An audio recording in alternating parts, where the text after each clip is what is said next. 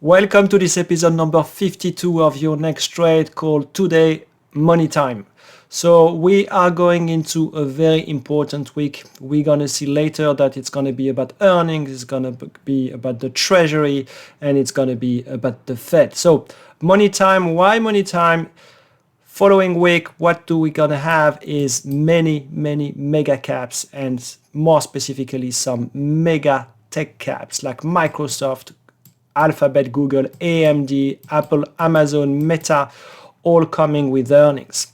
We started the earnings season in a kind of a so-so way. The beats have been both on the sales and the EPS not that great. We have seen, some big down moves. We are talking about Tesla and some others. So it's all gonna be about over the next 15 days and how we can be making good money, and all about the money time. So week to date asset performance, as always, starting with the blue indexes stocks. S&P up roughly 1% like the Nasdaq. What is very interesting is, as we can see here, we got Europe. So Europe was up 4% on the week, mostly since the ECB talk, which was on Thursday, and on Friday we had a big follow-up due to LVMH. So the luxury in Europe did very well. So LVMH came with good numbers, like just above for the sales, but saying, China is okay, US is okay. The stock was up 10% and the whole sector follow up. So based on the weighting of those names, we had a very strong week in Europe. If we look now, currency, we are all waiting for the Fed. So that will be on Wednesday, what the Fed is going to be saying next. Similar to before, we get the selling the news after the announcement of the ETF for Bitcoin, and Ethereum is down 10% on the week. But another one extremely important, this is WTI. So we have been watching the WTI for the last 2 to 3 months. In a trading range 70, 75, and now it has been breaking higher. So there is even more noise coming from the Red Sea. As we're going to see, the price action is very important going forward. So let's look at the week-to-date industry performance. Looking at the S&P, which is roughly here, 1% something. We have some big winners: oil services, energy, airlines. So really, this is about XLE, this is about oil. Other end of the spectrum, we get some consumer discretionary. Why? Because Tesla was down big on the week. Sectors performance now. So energy, XLE, which was struggling year to date, is now flattish on the year. So you can see here, so flattish on the year, and the big winners for the year are still the telco and IT. So the big winners have been kind of flattish for the week, as we can see here for the IT. Telco still strong. We get some good numbers, or at least some good price action from T-Mobile yesterday, as an example. Rates now going into the 10 years, as always. So 4.14 for the US 10 years for the US Treasury. So we are waiting, similar to the FX for the FOMC decision. We have been trading around between 390 to 420. A bit of volatility, but the volatility in that space has been coming down quite a lot. 10 versus the 2, minus 20 bips. And there are more and more possibilities that we're going to be going from negative to positive. And if you've seen some of the research done in the past, when we go from negative to positive for the 10 and the 2, and in the meantime you get a recession, then the S&P is really in trouble. Then finally, Fed funds rates, and I like to compare what are the expectations now versus what we had on the 13th of December, which was the last time we got the FOMC meeting. As you can see, the blue line and the red line are more or less the same. If you look at the March expectations, which will be in April, which are priced here, we are roughly pricing 30 to 50% chance that the Fed will be cutting rates in March. For the year, it's at 4.10, so 1.2%, so roughly 5 cuts for the year. We started the year at 6 cuts, so we reduced the expectations for the Fed cutting rates.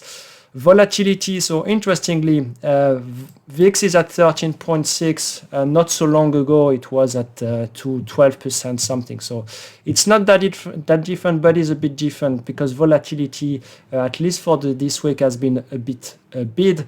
Not that crazy, but what we saw over the last 9 months, each time when the volatility was bid, there were sellers of volatility, so put smasher, and that was a bit less the case this week. So that is something to monitor. We could see over the next 6 weeks volatility on the rise. So that's a window that we would like to check. So starting now with technical analysis with the S&P. So S&P is still in this range, going higher. We are almost halfway. We have been consolidating for the last 3 days between 4,900 and 4,930, 35. For the Nasdaq, similar. Last 5 days, kind of looking for the next move, and this next move will be coming into this week. Russell, similar, so same picture. This is the one that we kind of underline. I guess anyone looking at the market is doing the same. So we have been breaking this down move, and we have been consolidating a bit. Then this is the move up. So that is important, not only because of inflation, but because the overall sector has been struggling. Does that mean that we should see some more noise coming from the Middle East and the Red Sea? I think the tensions are still there, and they're going to stay there, meaning that CL1, WTI, the whole space could be bid. Copper, not really making a big move. So we had a bit of a move at the start of the week, which was due to China expectations. So one of the things that we need to talk this week is obviously China is trying to put a floor to some assets, not necessarily the activity, but they were saying they have been pretty vocal in trying to stop the sell-off in the equity market.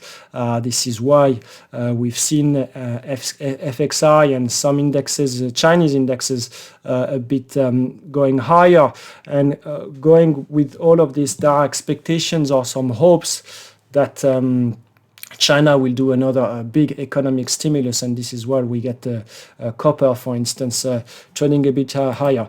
Gold, similar to some other assets, is just waiting for the next big news. So not much of volatility. I'm interested into more. Where is it? Okay, so that's the stock 600. So that will be for Europe.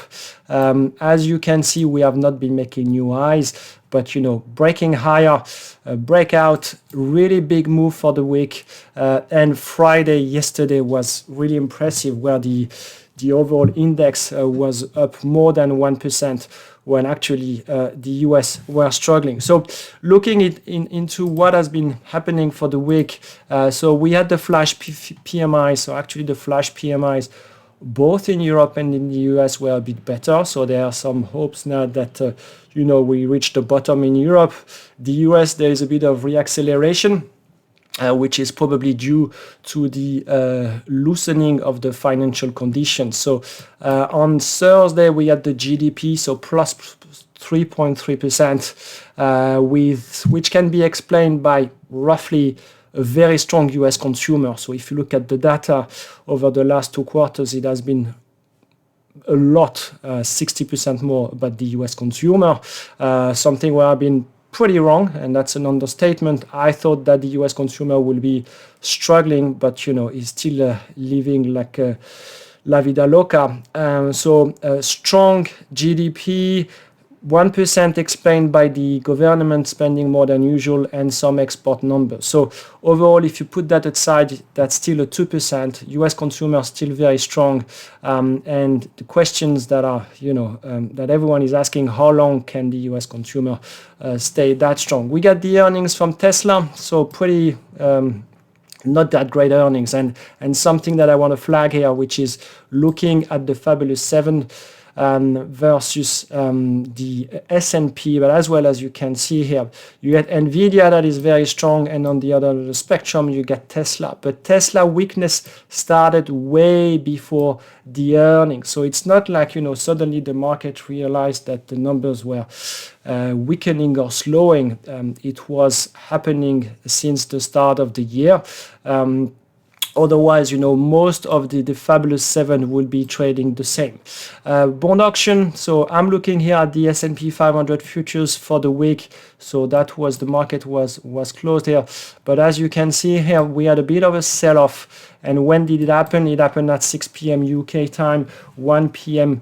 New York. Why? Because we had a bond auction, and this bond auction was not great. And this is really important going into the next slide, which will be our catalyst, and that's something that I'm going to be explaining. But overall, afterwards, we have been trading sideways between 48.90 to 49.30. Chinese stimulus, as I mentioned. So here, this is the Chinese FXI. So this is an ETF. We have been bouncing from the lows that we had on the 22nd.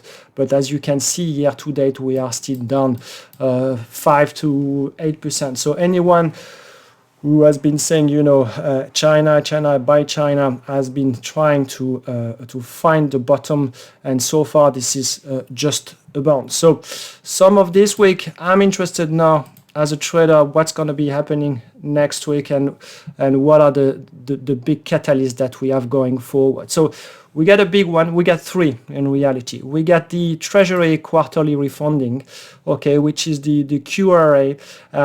So we got the announcement on Monday and the detail on Wednesday. So what is this? The QRA that comes every quarter is the announcement of the Treasury about how much money they're going to be putting in the market. So it's not only the amount that will be coming on Monday, that is very important because that will decide the size of the amount that the US Treasury would like to borrow into the market, but as well, it's the detail or the different maturities that will come on Wednesday. As you remember, or don't you remember, the Treasury decided at the last QRA to move some of the long-term dated into more short-dated. So we move into more T-bills. Why? Because the cost will have been lower, and they didn't want to be involved in too long. So now there's choices to make, both in terms of the size and the maturity. The market will be looking big time into that. You don't want to see a too big number because you're going to have a crowding effect. And interestingly, you want to know what is the split between short-dated and more long-dated. So that's the first one. So that's Monday and Wednesday. Obviously, we got a big one, which is the FOMC rate decision on Wednesday.